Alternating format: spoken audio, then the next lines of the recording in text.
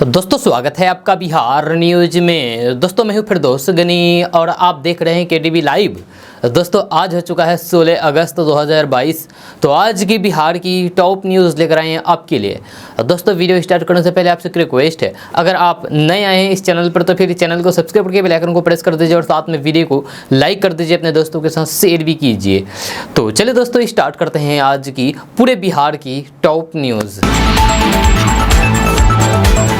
दोस्तों आज बिहार न्यूज में सबसे पहले बात करते हैं कि बिहार की राजधानी पटना से इस वक्त की बड़ी खबर सामने आ रही है। जहां नीतीश कुमार की अगुवाई में सत्ता में आई महागठबंधन सरकार के मंत्रिमंडल के विस्तार का दिन और समय तय हो गया है। जहां नीतीश सरकार कैबिनेट का विस्तार आज यानी कि 16 अगस्त शाम 4:30 बजे किया जाएगा। जहां बिहार में अस्तित्व में आई नई सरकार के कैबिनेट पर सभी की निगाहें टिकी हुई है। जहां सबके मन में यही सवाल उठ रहा है कि आखिर किस पार्टी के हिस्से में कौन सा मंत्री पद जाएगा। आपको बता दें कि बिहार में एनडीए सरकार के पतन के बाद महागठबंधन की नई सरकार ने सत्ता संभाली है। जहां हालांकि नई सरकार की कमान भी नीतीश कुमार के हाथों में ही है, जबकि तेजस्वी यादव ने उप मुख्यमंत्री पद की शपथ ली है और आज पूरे महागठबंधन में मंत्रिमंडल का विस्तार किया जाएगा। तो दोस्तों बात करते हैं कि बिहार में चल रही राजनीतिक उठक पटक के बीच लोजपा से जुड़े एक परिवार के दो भाई चिराग पासवान और प्रिंस राज आपस में एक बार फिर से भिड़ गए हैं। जब पशुपति कुमार पारस के राष्ट्रीय लोक जनशक्ति पार्टी से जुड़े 3 सांसद के महागठबंधन में शामिल होने की अफवाह को लेकर के दोनों भाई एक दूसरे पर निशाना साध रहे हैं। एक तरफ प्रिंस राज ने अपने चचेरे बड़े भाई चिराग पासवान पर पार्टी को तोड़ने का आरोप लगाया है, तो वहीं चिराग पासवान ने प्रिंस राज के आरोप पर पलटवार किया है। राष्ट्रीय लोजपा के जितने भी सांसद है सभी सांसद एक बैठक में शामिल हुए और एकजुटता का परिचय देते हुए पार्टी में टूट की संभावना को सिरे से खारिज कर दिया। इस दौरान सांसद प्रिंस राज ने परोक्ष रूप से अपने बड़े भाई चिराग पासवान पर पार्टी को तोड़ने का आरोप लगाया है। मीडिया से बात करते हुए प्रदेश अध्यक्ष प्रिंस राज ने चिराग पासवान पर आरोप लगाते हुए कहा कि कुछ लोग हमारी पार्टी को बदनाम करने के लिए अफवाह उड़ा रहे हैं, लेकिन हमारी पार्टी पूरी मजबूती के साथ एनडीए के साथ है। हम सभी ने प्रधानमंत्री नरेंद्र मोदी को पूरी तरीके से समर्थन दिया है और हम मजबूती के साथ एनडीए के साथ रहेंगे। आपको बता दूं कि कुछ दिन से सोशल मीडिया पर राष्ट्रीय लोक जनशक्ति पार्टी में टूट की अफवाह फैलाई जा रही है और कहा जा रहा है कि राष्ट्रीय लोक जनशक्ति में जितने भी सांसद हैं सभी जेडीयू और आरजेडी में शामिल हो सकते हैं, जिसको लेकर के राष्ट्रीय लोक जनशक्ति पार्टी के प्रदेश अध्यक्ष प्रिंस राज ने ये बातें कही है और इन अफवाहों को सिरे से खारिज कर दिया है। दोस्तों बात करते हैं कि बिहार विधानसभा के स्पीकर का पद आरजेडी के कोटे में जा सकता है। आरजेडी के अवध बिहारी चौधरी या फिर आलोक मेहता स्पीकर बन सकते हैं। या 3 मंत्री पद कांग्रेस को मिल सकते हैं। 2 मंत्री कैबिनेट गठन के समय बनाए जा सकते हैं। मंत्रिमंडल विस्तार जब होगा तब कांग्रेस कोटे से एक और मंत्री बनाया जाएगा। जीतन राम मांझी की पार्टी को एक मंत्री पद मिलेगा। जीतन राम मांझी के बेटे और एमएलसी संतोष सुमन मंत्री बन सकते हैं। वहीं गृह मंत्रालय मुख्यमंत्री नीतीश कुमार के पास ही रहेगा। दोस्तों बात करते हैं कि पीएम मोदी ने कहा है कि युवाओं से अपील की है कि वे आज़ादी के 100 साल पूरे होने के लिए अभी से एक संकल्प लें। संकल्प यह है कि उस वक्त तक भारत विकसित देश होगा जब विकास के केंद्र में मनुष्य होगा। जब पीएम मोदी ने कहा है कि जब देश आज़ादी के 100 साल पूरे कर रहा होगा तब युवा 50-55 साल का होगा। लाल किले से पीएम मोदी ने 5 प्रण का जिक्र किया है। 2047 तक विकसित भारत का संकल्प पीएम मोदी ने लिया है। इसके अलावा 4 अन्य प्रण का भी प्रधानमंत्री ने जिक्र किया है।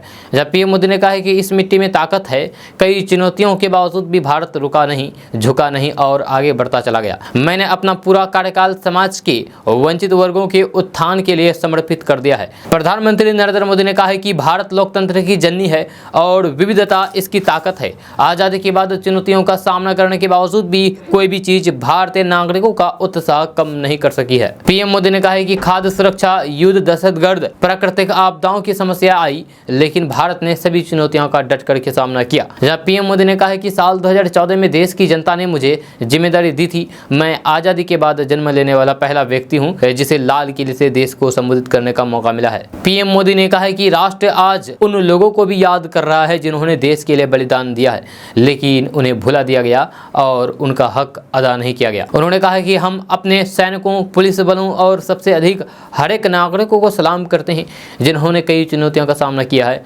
और नए भारत के दृष्टिकोण के लिए काम किया है।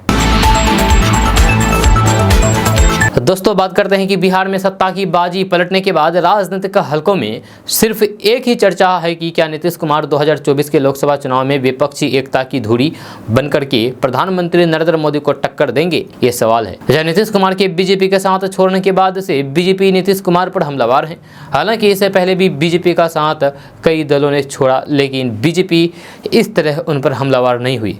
चाहे आंध्र प्रदेश में टीडीपी के नेता चंद्रबाबू नायडू हो या महाराष्ट्र में उद्धव ठाकरे, लेकिन नीतीश कुमार के पीछे बीजेपी इस तरह हाथ धो करके पड़ी है मानो वे केंद्र में मोदी सरकार को बड़ी राजनीतिक चुनौती पेश करने जा रहे हो। भारतीय जनता पार्टी की यही बेचैनी नीतीश कुमार के पक्ष में माहौल तैयार कर रही है। अब सवाल है कि आखिर नीतीश कुमार के मन में क्या है। मेन सवाल, अहम सवाल यही है। अहम सवाल यह है कि क्या वाकई नीतीश कुमार विपक्षी एकता का चेहरा करने की कोशिश करेंगे, या अगर वे ये कोशिश करते हैं तो फिर क्या वे इसमें कामयाब हो पाएंगे, ये भी एक सवाल है। अभी लोकसभा में उनकी पार्टी के 16 सांसद हैं।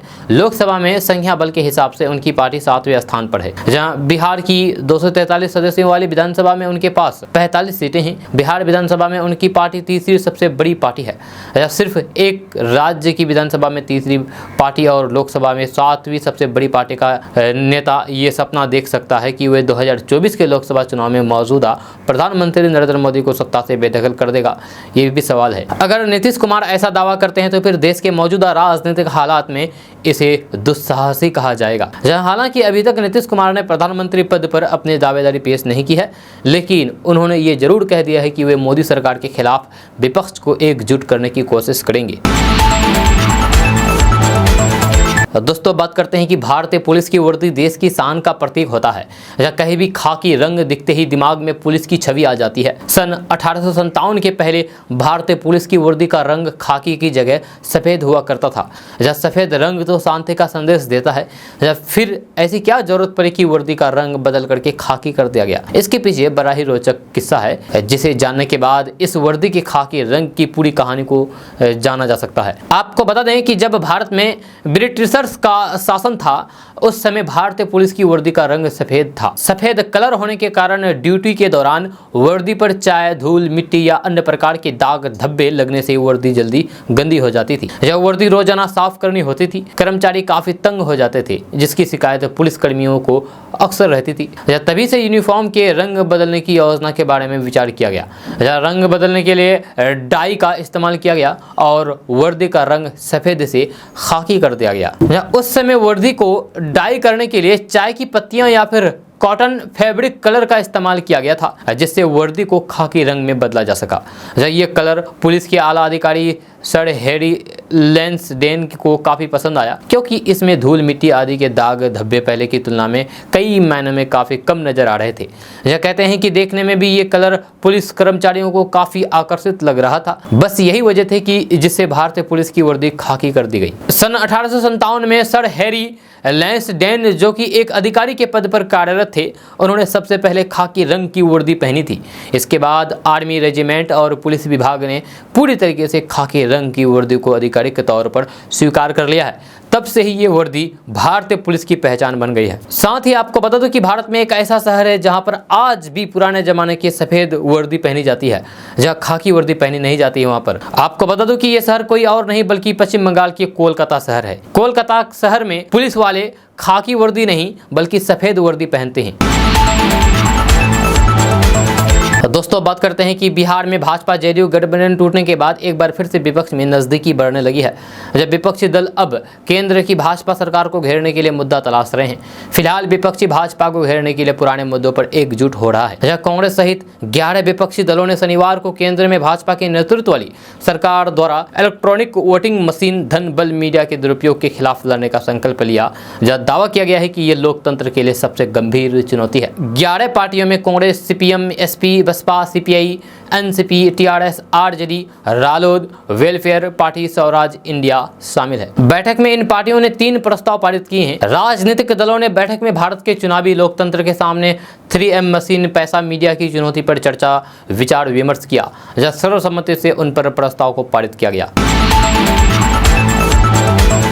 दोस्तों बात करते हैं कि बिहार में खेती पर मौसम की मार पड़ चुकी है, जहां सावन बीतने के बाद भी खेत खाली रह गए हैं। स्थिति यह है कि 8,89,212 हेक्टेयर क्षेत्रफल में खेत खाली है। अकेले धान का 7,63,163 हेक्टेयर क्षेत्र रोपनी से वंचित रह गया है। जमुई में अकेले 16% खेतों में रोपनी नहीं हो पाई है। कुल मिलाकर के लक्ष्य के 22% कम रोपनी हो पाई है। 100% लक्ष्य हासिल नहीं कर सका। खरीफ मौसम में 41,28,431 हेक्टेयर में धान, मक्का, दलहन, तिलहन आदि फसलों की बुआई की जानी थी। यह 12 अगस्त तक मात्र 32,39,219 हेक्टेयर खेत आच्छादित हो चुके हैं। जमुई, लखीसराय, मुंगेर, नवादा, शेखपुरा, गया, भागलपुर, औरंगाबाद तथा बांका में आधा से अधिक खेत खाली है। किशनगंज और पूर्णिया को छोड़कर के एक भी जिला खरीफ की फसलों का 100% लक्ष्य हासिल नहीं कर सका है। बिहार में 35,12,023 हेक्टेयर क्षेत्र में धान की रोपनी का लक्ष्य तय किया गया है। धान का अच्छा दान 27,48,860 हेक्टेयर में हुई है। किशनगंज, अररिया, कटिहार और पूर्णिया ने धान की 100% रोपनी कर ली है। लक्ष्य के नजरिए से देखें तो फिर सबसे अधिक 107% रोपनी करके कटिहार पहले नंबर पर है। जमुई 7% रोपनी के साथ सबसे पीछे है। बांका में 17, लखीसराय में 32, मुंगेर में 20, नवादा में 30, शेखपुरा में 41 और गया 42 तथा औरंगाबाद 46% ही धान रोपनी हो पाई है। दोस्तों, बिहार में इस बार अच्छी बारिश नहीं हुई है। लोग मूसलाधार बारिश का इंतजार ही करते रह गए हैं। इस बीच मौसम विभाग ने बिहार के 21 जिलों में बारिश की संभावना जताया है, जहां उत्तर पूर्व बिहार के कई जिलों में आज वज्रपात हो सकती है। जहां नागरिकों से सचेत रहने की अपील की गई है, यानी कि आपको सावधान रहने की अपील की गई है। बिहार के जिन जिलों में मौसम विभाग पटना ने वर्षा होने का अनुमान लगाया है, उनमें किशनगंज, कटिहार, पूर्णिया, अररिया, मधेपुरा, सुपौल, सहरसा, बेगूसराय, रोहतास, कैमूर, लखीसराय, बक्सर, भोजपुर, नवादा, गया, जहानाबाद, अरवल और बांका जिला शामिल है। मौसम विभाग के पूर्वानुमान में इन जिलों में मध्यम दर्जे की बारिश का पूर्वानुमान है। जहाँ कई जिलों में वज्रपात को लेकर के अलर्ट जारी किया गया है, वहीं मौसम विभाग ने उत्तर पूर्व बिहार में वज्रपात की संभावना जताई है। इसमें सुपौल, अररिया, किशनगंज, मधेपुरा, सहरसा और पूर्णिया जिला शामिल है। इन जिलों में आपको और हमको सचेत रहने की अपील की गई है, बचने की अपील की गई है। बताया गया है कि यहाँ 30 से 40 किलोमीटर प्रति घंटा की दर से हवा चलेगी और मेघ गर्जन भी होगा। दोस्तों, अब जो वाकया बताने जा रहे हैं ये बड़ी ही दर्दनाक है। जी हाँ, बिहार के नहीं बल्कि झारखंड के है। झारखंड की राजधानी रांची के कांके थाना क्षेत्र के अरसंडे में एक ही परिवार के 3 भाई बहनों की 11,000 वोल्ट के नंगे तार की चपेट में आने से जान चली गई। जहाँ घटना रविवार की देर शाम की है। संध्या 7:30 बजे आसपास के विनीत कुमार झा अपने घर के छत पर लगे तिरंगा झंडा को ठीक करने के लिए गया था। आंधी पानी में तिरंगा झंडा गिर गया था। जैसे ही विनीत झंडा ठीक करने लगा, हवा की झोंका में लोहा का पाइप छत से 2 फीट की दूरी से गुजर रहे बिजली के तार से सट गया। जब पलक झपकते ही विनीत की जान चली गई। वहीं झंडे का पाइप सटने से पूरे गांव में बिजली करंट दौड़ गया। इससे आंगन में खड़ी 2 चचेरी बहन पूजा कुमारी और आरती भी करंट के चपेट में आ गई। आंगन में ही दोनों बहनें की सांस छूट गई। जिस समय यह घटना घटी वहां पर सिर्फ महिलाएं थी। संयोग से अन्य सदस्य पलंग और चौकी पर थे, इस कारण बिजली की चपेट में आने से बच गए। घटना के बाद स्थानीय लोगों की सूचना पर बिजली सप्लाई बंद कर दिया गया। आसपास के लोगों ने आंगन में बेसुध पड़ी दोनों बहनों को नजदीकी अस्पताल में ले जाया गया, जहां दोनों की जान चली गई। दोस्तों, बात करते हैं कि देश आज़ादी की 75वीं वर्षगांठ मना रहा है। ये मौका देश को स्वतंत्रता दिलाने में, यानी कि आज़ादी दिलाने में कुर्बान हुए अनगिनत शहीदों को याद करने का है। 1942 में हुई अगस्त क्रांति के दौरान पटना जिले में भी कई लोग शहीद हुए थे। जब बख्तियारपुर के नाथू प्रसाद यादव की शहादत के बाद क्रांति और भड़क गई थी। जहाँ अंग्रेजी फौज से झड़प में बख्तियारपुर के मुगल सिंह भी शहीद हो गए थे। 14 अगस्त को पटना ब्रिटिश और अमेरिकन फौजियों का अड्डा बन गया था। गोरों ने पटना में कड़ी नाकेबंदी कर रखी थी। शहर की सड़कों पर पत्थरों और पेड़ों से पाट दिया गया था ताकि आंदोलनकारी सड़क पर नहीं उतरे। शहर में 4 फाटक से होकर के गुजरने की अनुमति थी। ठोक पीट करके देख लिया जाता था कि आदमी अगस्त क्रांति का बागी तो नहीं है। गांधी मैदान से एग्जीबिशन रोड और उस समय के कलेक्ट्रेट रोड में बगैर पास के जाने की अनुमति नहीं थी। दोस्तों, बात करते हैं कि बिहार में जहानाबाद जिले में एक लड़की के साथ गलत काम किया गया। उसके बाद उसकी आपत्तिजनक वीडियो बना करके सोशल मीडिया पर के वायरल कर दी और वह वीडियो भी सोशल मीडिया पर जम करके वायरल हो रहा है। जहाँ वीडियो वायरल होते ही एक्शन में आए एसपी दीपक रंजन ने 3 थानों की पुलिस को तफ्तीश में लगा दिया है। इस मामले में पुलिस की गिरफ्त में 2 आरोपी भी आ गए हैं। मामला बिहार के जहानाबाद जिले की ओखरी ओपी क्षेत्र का है। बताया जा रहा है कि खेत में मोबाइल से इस वीडियो की रिकॉर्डिंग की गई है। पुलिस ने इस मामले मामले में गोविंदपुर गांव निवासी रामाधार शर्मा उर्फ पोचू समेत 2 लोगों को दबिश देकर के पकड़ लिया है। यह पकड़ा गया एक आरोपी रामाधार उर्फ पोचू शर्मा पहले भी इस केस में यानी कि इसी तरीके से हरकत किया गया था और वह जेल भी जा चुका था। वीडियो इतना अश्लील है कि इसे दिखाया नहीं जा सकता। दोस्तों बात करते हैं कि देश में धान की खेती मानसून आधारित है। मसलन देश के कई राज्यों में मानसून की बारिश से ही धान की खेती होती है, लेकिन इस मानसून सीजन में बारिश बादलों से रूठी हुई नजर आ रही है। आलम यह है कि मानसून के बादल देश भर में छाए हुए हैं, लेकिन कई जगहों पर बारिश नहीं हो रही है, जैसे बिहार में, जिसमें बिहार भी शामिल है। आलम यह है कि अब मानसून की जहां विदाई होने को है, तो वहीं बिहार के कई जिलों में सामान्य से भी 60% कम बारिश दर्ज की गई है, जिसके चलते बिहार में सूखे के आसार बन रहे हैं, जिसको लेकर के बिहार सरकार अलर्ट मोड पर आ गई है। कम बारिश की वजह से बिहार में बन रही सूखे की संभावनाओं को देखते हुए बिहार सरकार अलर्ट मोड पर आ गई है। इस संबंध में मुख्य सचिव आमिर सुबहानी की अध्यक्षता में आपदा प्रबंधन समूह ने बीते दिनों एक समीक्षा बैठक बुलाई थी, जिसमें कृषि, आपदा प्रबंधन, पशुपालन समेत अन्य संबंधित विभागों के अधिकारी शामिल हुए। जब बैठक में संबंधित सूखे की निगरानी करने का फैसला किया गया है। तो दोस्तों बात करते हैं कि बिहार में नीतीश कुमार की एनडीए छोड़कर के महागठबंधन के साथ जाने के बाद सियासी उथल पुथल का दौर लगातार जारी है। नई सरकार के मंत्रिमंडल विस्तार को लेकर के जहां नीतीश कुमार और तेजस्वी यादव के बीच आम सहमति बन चुकी है, वहीं महागठबंधन के घटक दलों में शामिल कांग्रेस को भी 3 मंत्री पद मिल सकते हैं। बताया जा रहा है कि कांग्रेस के बिहार प्रभारी भक्तचरण दास इसको लेकर के पार्टी आलाकमान का एक लेटर लेकर के पटना पहुंच चुके हैं। बिहार में महागठबंधन की सरकार बनने के बाद कांग्रेस पार्टी के कई विधायक मंत्री बनने के लिए आलाकमान से व्यक्तिगत तौर पर दरख्वास्त कर चुके हैं। कुछ ने उन्हें इसको लेकर के पत्र लिखा, तो कुछ खुद ही सीधे दिल्ली पहुंच गए। लेकिन अब खबर है कि कांग्रेस के बिहार प्रभारी भक्तचरण दास पार्टी के कार्यकारी अध्यक्ष सोनिया गांधी का एक लेटर और मंत्री पद के उम्मीदवारों की एक लिस्ट दिल्ली से लेकर के पटना पहुंच चुके हैं। वहीं कांग्रेस के प्रदेश अध्यक्ष मदन मोहन झा का कहना है कि आलाकमान की तबीयत खराब थी, इसीलिए ठीक से बात नहीं हो पाई। जबकि बिहार प्रभारी भक्तचरण दास का साफ कहना है कि बिहार सरकार के नए मंत्रिमंडल में कांग्रेस के 3 मंत्री होंगे। इनमें 2 लोग अभी मंत्री पद की शपथ लेंगे, जबकि एक मंत्री दूसरी बार के मंत्रिमंडल विस्तार के दौरान बनेगा।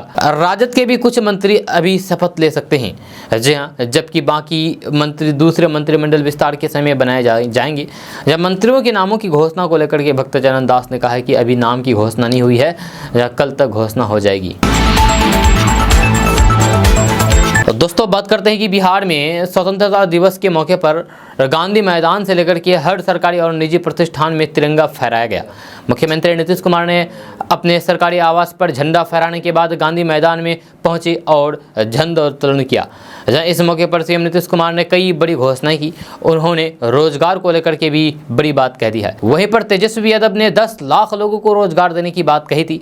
उसी का जिक्र करते हुए सीएम नीतीश कुमार ने कहा है कि हम अपने राज्य में 10 लाख तो क्या 20 लाख लोगों को रोजगार देंगे। उन्होंने कहा है कि कम से कम 10 लाख लोगों को रोजगार तो जरूर मिलेगा। हम लोग युवाओं को नौकरी और रोजगार दिलाने की दिशा में काम करेंगे। आपको बता दूं कि सीएम नीतीश कुमार ने यूपीएससी और बीपीएससी सिविल सेवा प्रारंभिक परीक्षा पास करने वाले महिला अभ्यर्थियों को आर्थिक सहयोग देने की भी घोषणा की है। स्वतंत्रता दिवस के मौके पर ऐतिहासिक गांधी मैदान में तिरंगा झंडा फहराने के बाद मुख्यमंत्री नीतीश कुमार ने बिहार वासियों को संबोधित किया। सीएम नीतीश कुमार ने इस दौरान किसानों के लिए काम करने की बात कही है। उन्होंने कहा है कि किसानों को भी प्रशिक्षण दिया जा रहा है ताकि वे आधुनिक तरीके से खेती कर सके और ज़्यादा से ज़्यादा लाभ अर्जित कर सके। सीएम नीतीश कुमार ने बताया है कि हर साल कम से कम 1.5 लाख किसानों को प्रशिक्षण दिया जा रहा है। मुख्यमंत्री नीतीश कुमार ने कहा है कि अब हमारे साथ नई पीढ़ी के लोग हैं, अब हम ज़्यादा अच्छा काम करेंगे। अभी चुनौतियों के साथ हम लगातार आगे बढ़ रहे हैं। आपको बता दूं कि उप मुख्यमंत्री का पद संभालने से पहले तेजस्वी यादव ने बिहार में 10 लाख लोगों को रोजगार देने की बात कही थी। अब सरकार में शामिल होने के बाद रोजगार के मसले पर लगातार बात होने लगी है। दोस्तों बात करते हैं कि लोजपा के राष्ट्रीय अध्यक्ष चिराग पासवान ने मुख्यमंत्री नीतीश कुमार पर जमकर के हमला बोलते हुए कहा कि सृजन घोटाला तो था, मुजफ्फरपुर बालिका गृह कांड उनको पाला बदलने को मजबूर कर दिया। जिसको पता हो कि कल की जांच में पोल खुलेगी, ये तमाम बातें जांच का विषय है और इन सभी बातों का जांच होनी चाहिए क्योंकि सच्चाई सभी के सामने आनी चाहिए। वहीं चिराग पासवान ने कहा है कि जब तक ऐसी घटनाओं की सच्चाई सामने नहीं आती है तब तक ऐसी घटनाओं की पुनरावृत्ति होती है। अगर मुजफ्फरपुर बालिका सुधार गढ़े कांड का जांच होकर के अपराधियों को सजा मिल जाता तो फिर पटना में फिर से ऐसी घटना नहीं घटती। इसके साथ ही उन्होंने 7 निश्चय पर सवाल खड़ा करते हुए कहा कि सबसे बड़ा भ्रष्टाचार का अड्डा मुख्यमंत्री नीतीश कुमार का ड्रीम प्रोजेक्ट 7 निश्चय योजना है। आप बिहार के किसी भी इलाके में चले जाइए, जल मीनार खाली है लेकिन टंकी टूटी हुई है, कहीं पाइप लीक है, कहीं गली नाली के नाम पर सड़कों को खेद करके बर्बाद किया गया है। और दोस्तों बात करते हैं कि मुख्यमंत्री नीतीश कुमार ने पटना के गांधी मैदान में स्वतंत्रता दिवस के अवसर पर ध्वजारोहण किया। इस दौरान मुख्यमंत्री नीतीश कुमार ने कहा है कि जनसंख्या पर प्रतिबंध लगाने की जरूरत नहीं है। उन्होंने जातीय जनगणना के प्रति प्रतिबद्धता दोहराई है। मुख्यमंत्री नीतीश कुमार ने जनसंख्या नियंत्रण को लेकर के कहा है कि बिहार में प्रजनन दर 2.9% है, इसीलिए यहाँ जनसंख्या नियंत्रण की जरूरत बिल्कुल भी नहीं है। असली चीज है कि लोगों को पराए, इससे जागरूकता आएगी, बालिका शिक्षा बढ़ेगी तो फिर जनसंख्या वृद्धि दर घट करके 2% पर आ जाएगी। इसके लिए कुछ करने की ज़रूरत नहीं है। चीन ने क्या किया है आप सब देख सकते हैं। जनसंख्या जब घटने लगी चीन में तो फिर उसको 3% करना पड़ा। मुख्यमंत्री नीतीश कुमार ने रोजगार को लेकर के सरकार की प्रतिबद्धता जताई है। मुख्यमंत्री नीतीश कुमार ने कहा है कि नौकरी और रोजगार के लिए इतना काम कराएंगे कि 10 लाख क्या इसे 20 लाख तक ले जाने की कोशिश करेंगे। मुख्यमंत्री नीतीश कुमार ने कहा है कि चाहे जितना भी खर्च लगे बिहार में जाति आधारित जनगणना जरूर कराएंगे। इसकी तैयारी पूरी है। सभी जातियों की गणना होगी, उनकी आर्थिक स्थिति की भी आकलन करेंगे, चाहे किसी भी जाति का हो। सबका आकलन होगा कि कौन कितना गरीब है, इसके आधार पर आर्थिक सुधार की दिशा में काम करेंगे। मुख्यमंत्री नीतीश कुमार ने कहा है कि जो मांग करनी है वह तो करेंगे ही, लेकिन जो राज्य सरकार की जिम्मेदारी वह अपने स्तर से करेंगे। समाज में सद्भाव और भाईचारा का माहौल रहना चाहिए। उन्होंने कहा है कि आपदा की स्थिति से निपटने के लिए विद्यालयों में कई तरह के प्रशिक्षण कार्यक्रम चलाए जाते हैं। बच्चों को आपदाओं का सामना करने के तरीके बताए जा रहे हैं। उन्हें तैरना सिखाया जा रहा है। दिव्यांग बच्चों को भी प्रशिक्षण दिया जा रहा है। मुख्यमंत्री नीतीश कुमार ने कहा है कि पूरा विश्व यानी कि पूरी दुनिया कोरोना से पीड़ित है, चपेट में है। बिहार में जांच और टीकाकरण का काम तेजी से चल रहा है। 14 करोड़ 75 लाख से अधिक कोरोना के टीके लगाए जा चुके हैं। दोस्तों बात करते हैं कि पूर्व सांसद और बाहुबली आनंद मोहन का पेशी के लिए पटना आने के बाद जेल लौटने की बजाय अपने निजी आवास पर परिवार और समर्थकों के साथ बैठक करने के मामले ने तुल पकड़ लिया है। इस मामले में पुलिस मुख्यालय के एडीजी जीएस गंगवार ने सहरसा के एसपी लिपि सिंह से रिपोर्ट तलब किया है, जिसके बाद लिपि सिंह ने 6 पुलिसकर्मियों को निलंबित कर दिया है। इसके साथ ही इस पूरे मामले की जांच की बात कही गई है। जेल में बंद पूर्व सांसद आजीवन कारावास की सजा काट रहे बाहुबली और पूर्व सांसद आनंद मोहन का पटना में जलवा देखने को मिला। इंटरनेट मीडिया पर एक वीडियो और फोटो तेजी के साथ वायरल हुआ है। इस फोटो में आनंद मोहन अपनी पत्नी लवली आनंद, आरजेडी विधायक और बेटे चेतन आनंद और समर्थकों के साथ बैठक करते हुए दिखे। जब बताया जाता है कि उन्हें सहरसा से किसी मामले में पेशी के लिए पटना लाया गया था, लेकिन वापस जेल जाने की बजाय वह अपने पाटलिपुत्रा में स्थित निजी आवास पहुंच गए, जहाँ यहाँ उन्होंने अपने समर्थकों से मुलाकात की। दोस्तों बात करते हैं कि जिन उम्मीदवारों ने सीएससीबीसी बिहार फायरमैन के 2380 पदों के लिए आवेदन किए थे, उनकी परीक्षा के लिए एडमिट कार्ड संबंधित वेबसाइट पर डाल दिए गए हैं। जहां उनकी पूरक परीक्षा का आयोजन 28 अगस्त को आयोजित की जाएगी। बिना एडमिट कार्ड के परीक्षा केंद्र में प्रवेश वर्जित होगा। आपको बता दें कि इन पदों के लिए 24 फरवरी 2021 से आवेदन प्रक्रिया शुरू हुई थी, जो 25 मार्च 2021 तक जारी रही थी। उम्मीदवार संबंधित वेबसाइट से अपना एडमिट कार्ड डाउनलोड कर सकते हैं। दोस्तों बात करते हैं कि स्वतंत्रता दिवस के मौके पर बिहार पुलिस को 27 केंद्रीय पदक मिले हैं। इसमें 7 गैलेंट्री यानी कि शौर्य पदक, 2 विशिष्ट सेवा के लिए राष्ट्रपति का पुलिस पदक और 17 सराहनीय सेवा के लिए पुलिस पदक शामिल है। आर्थिक अपराध इकाई के अपर पुलिस महानिदेशक नैयर हसनैन खान को भी विशिष्ट सेवा के लिए राष्ट्रपति का पुलिस पदक मिला है। दोस्तों बात करते हैं कि पूरा देश कल स्वतंत्रता दिवस मनाया, लेकिन सीतामढ़ी जिले से एक हैरान करने वाली घटना सामने आई है। स्वतंत्रता दिवस से पहले यानी कि 14 अगस्त की शाम हाई स्कूल में लोगों ने भोजपुरी गानों पर बार बालाओं के साथ जम करके ठुमके लगाए।